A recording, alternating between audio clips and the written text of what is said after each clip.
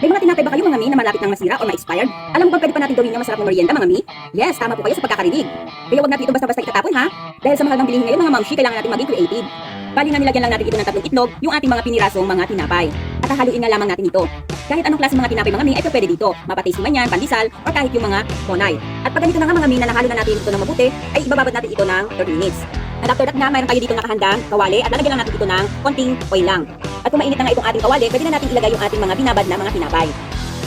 At ipa-platin natin ito. Saka natin ito ayusin na parang bilog na tulad din ito ng ating pizza. O ayan mga mamshi, may idea na kayo kung ano itong ating ginagawa. Kaya sigurado ako magugustuhan ito ng inyong mga anak.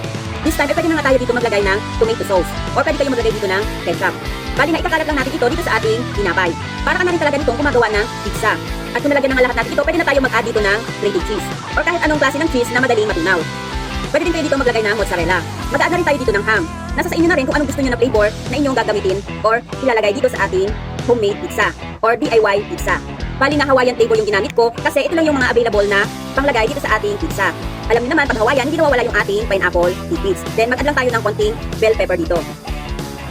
Kung gusto niyo naman na overload, pwede nyo damihan yung toppings dito. At kung nailagay na nga natin lahat yung ating mga toppings, pwede na natin itong takpan at lulutuin lang natin ito ng 8 minutes hanggang mag-melt yung kanyang cheese. At pagkalipas na ng 8 minuto, taran! Ito na yung ating homemade pizza. Hindi mo akalain ay malapit mo na palang ma-expire ng mga tinapay ay pwede mo pa pala itong gawing masarap na pang-merienda. Kaya ano pa hinihintay nyo mga mi? Subukan nyo na to. Thank you for watching. Bye-bye!